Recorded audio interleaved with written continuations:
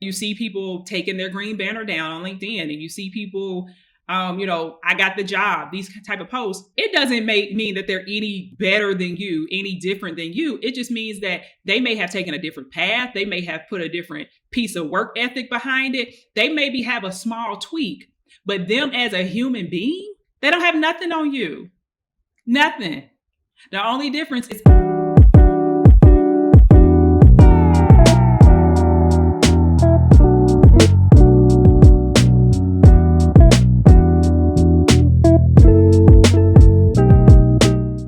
today we're talking about our limiting beliefs. Those limiting beliefs that may be ruining your job search and quite possibly ruining your career. Promise there's a silver lining in this. It's not all bad. But I do these for a couple of reasons. Because I like to spread knowledge. And I know that when we know better, we can make better choices. When we make better choices, sky's the limit. We can have whatever we want in life. So, sometimes it comes in different packages. Sometimes it comes with snatching edges, as people say. Today, we're talking about limiting beliefs that are ruining your job search and quite possibly ruining your career.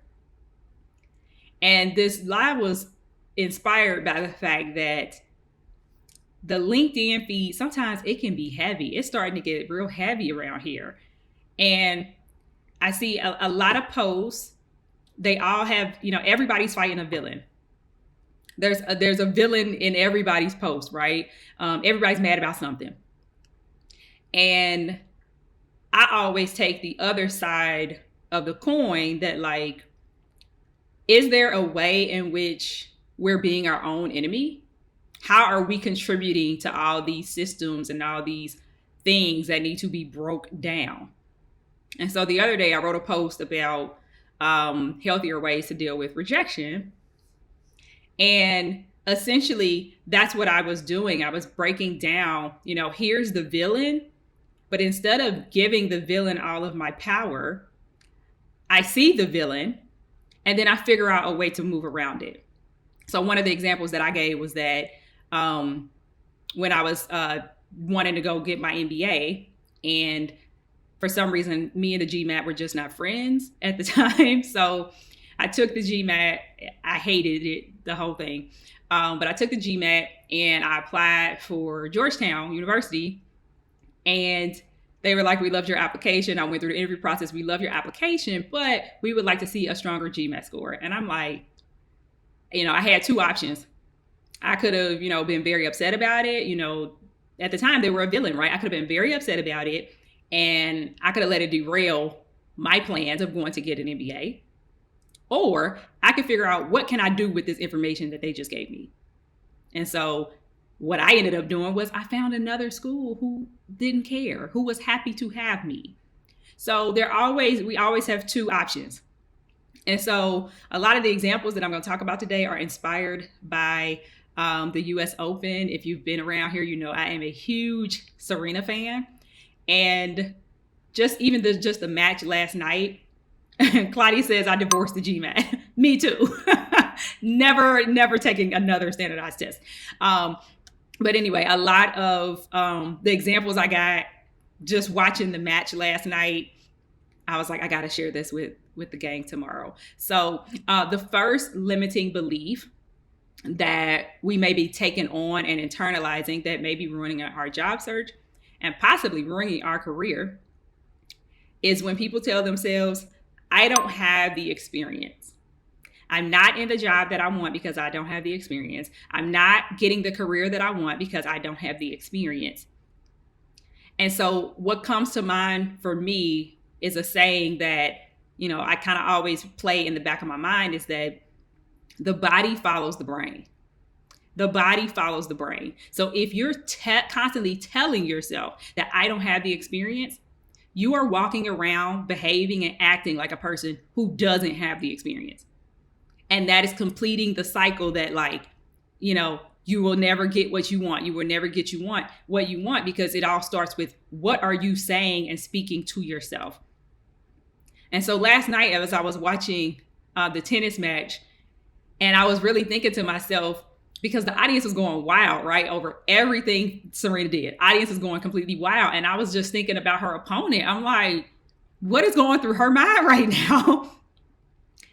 Because, I mean, if she allowed the way the audience was acting, the way the commentators were acting, I mean, everybody was acting like it was literally the Serena show. If she allowed that to seep into her brain, that she didn't have enough experience to be there, or that she didn't have enough, even have a chance to win, I mean, the match wouldn't have been as tight as it was. I mean, she put up a good fight. I mean, and so I was just watching her, like, the mental strength that she had to have, because the entire stadium was against her.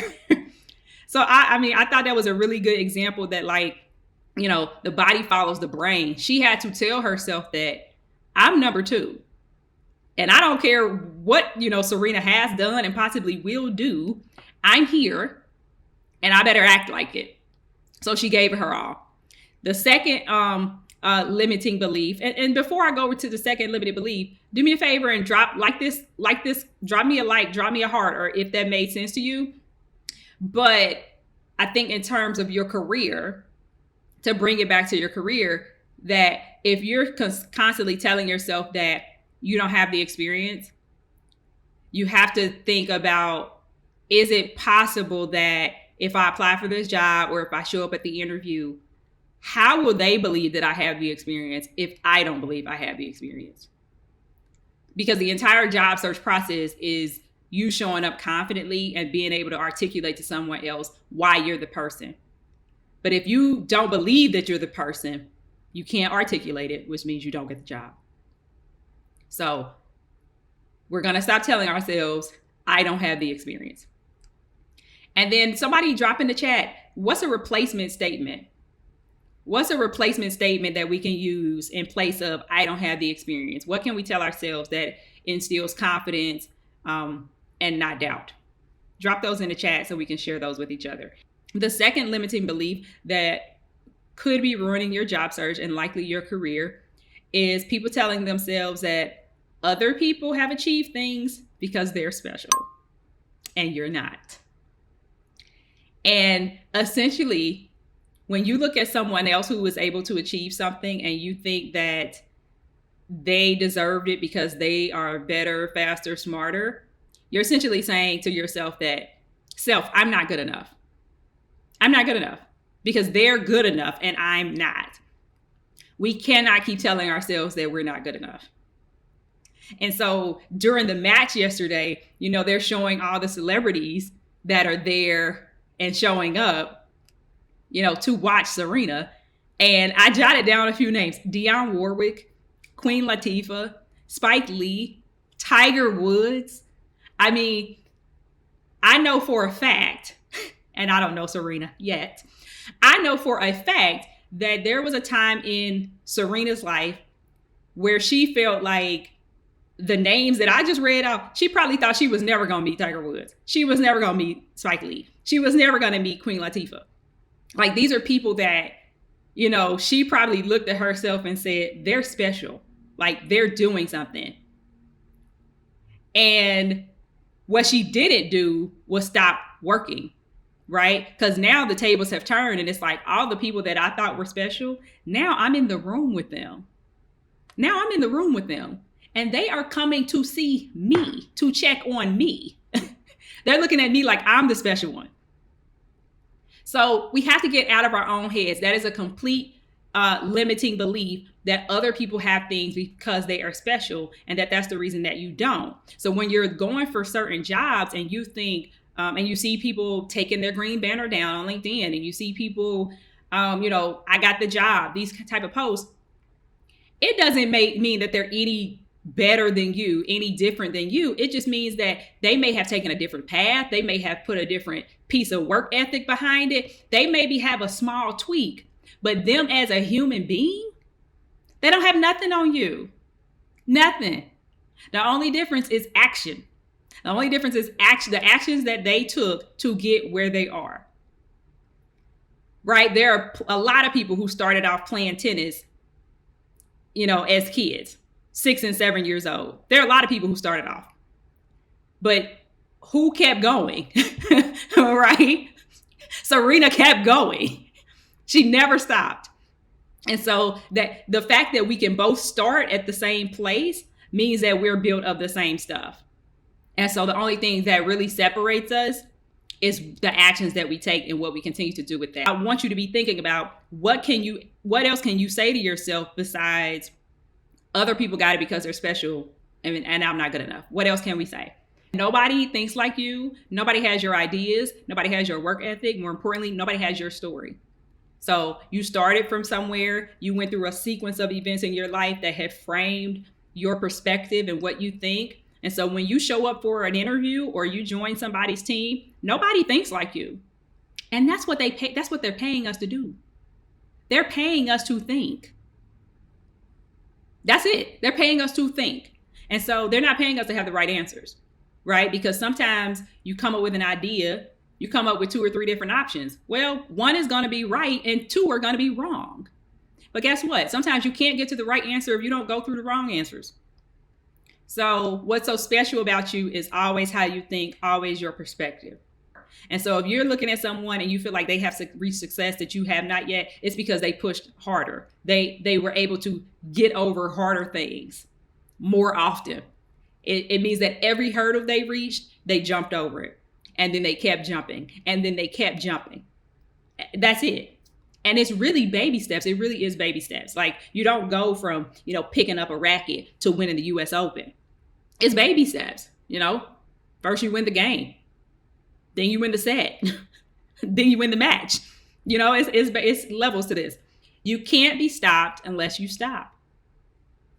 Because the adversity it's going to come, right? Recruiters are going to ghost you. You're going to get rejection letters. Companies are going to go with other candidates. They're going to give you a lowball job offer that doesn't work for you.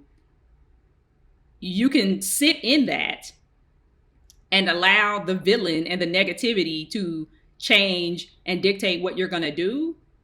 Or you can look at the villain and you can say, okay, how am I going to get around this? How am I going to jump over this hurdle? Because the hurdle was here. The hurdle was here regardless. We're talking about limiting beliefs that are ruining your job search and possibly your career. And we are completely using the US Open as our examples today because I'm a huge fan of Serena Williams. So the first one we said is I don't have the experience. And then the second one is that other people got it because they're special. The third and final one that we have today is that I deserve the best. And I know that can sound a little, I don't know how you want to take it, but people internalizing that I deserve the best, it says that I'm waiting for the best to show up for me. All I have to do is appear, and the best is going to come find me. And that is simply not the way life works in general, period.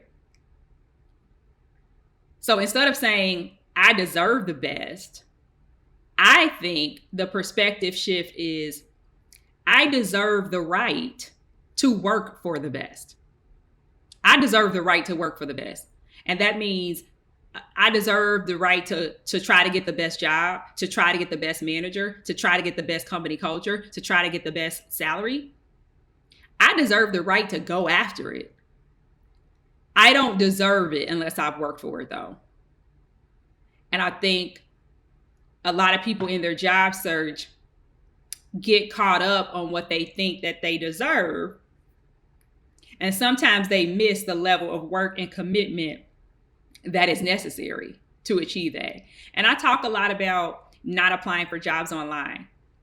And it ties into this limiting belief because applying for jobs online, if you just get your resume done and you submit 50 job applications and you get upset because you didn't hear from any one of them,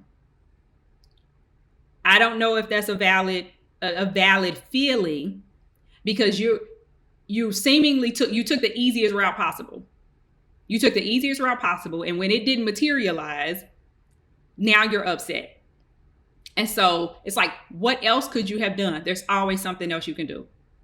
There's always something else you can do. So until you start taking matters and steps into your own hands and actually working for it, you don't deserve. You don't deserve. You have to put in the work. So last night, my example for that is, with the second set.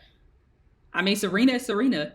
A lot of people feels like because she's retiring and this might be her final US Open, she deserves to win. She deserves to win. But guess what? No, she doesn't. She got beat the second set.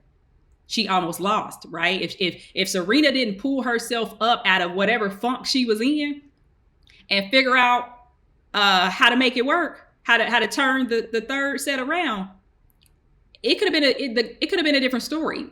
Last night it could have been an entirely different ending. She did not deserve to win. She deserved the right to work her butt off for the win. And I think that's what she did. And that's up for interpretation. So today I'm opening up just if you think you might be having some issues determining or deciding between is there a limiting belief that's holding me back? Or is there a next step that I can take to overcome this hurdle? If you're on the fence, not sure about that, just send me a DM. I just want to hear where you think you're stuck, and we can talk about what your next step is. Because 9 times out of 10, there's something limiting that's going on. And I love being transparent with you guys. I'll probably say I started going live. I think I said I was going to get the number, but we're probably at like 20 or something. We're at like 20 or something. And when the first idea of like going live every week, it's like, oh, I don't know. I don't have anything to say. Oh, I'm going to have to do my hair. I'm going to have to do all these things. Excuses, right? Excuses. And so even just today, to combat, me feeling like I don't have anything to say, that's 100% not true. Today, about an hour before this broadcast, I said, what do I want to talk about? What's on my heart? What's on my heart to say? And I come up with this whole thing in just a few minutes. So me telling myself that I can't go live every week because I don't have anything to say, nothing but my own limiting belief. And so that's also evidence that like sometimes we have the limiting belief. We can't stop the belief from coming through, but we need to know how to counteract it.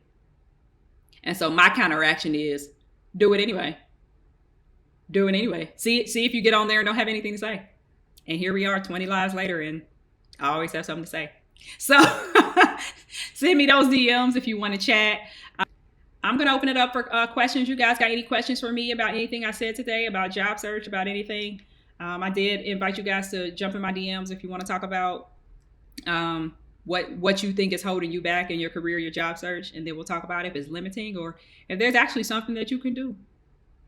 And a lot of times, because we're in our own heads a lot, we don't realize that the solution to our problem, it's not that deep, right? We're looking at the end game. It's like, if I want to lose 40 pounds, I'm thinking about how hard it is going to be to lose 40 pounds. Like, it's going to be hard. I got a whole bunch of stuff I need to do. But what if I just focused on losing 1 pound? What do I have to do to lose 1 pound? Probably only have to change, a couple of meals a week. You probably have to do one thing: stop drinking soda, stop drinking juice.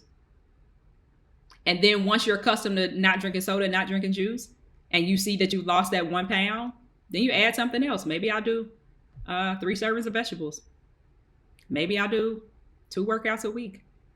And so you do the same thing with your job search. We just add and add and add and add. We can't focus on going from unemployed to rock star career. Right? Let's take this baby steps. My specialty is I help aspiring and current people in STEM careers pivot into new roles without degrees, without new degrees, without new certifications, and without applying for hundreds of jobs online. I think I've done enough rambling for today. I hope you get as much value out of it as I do giving it. Bye.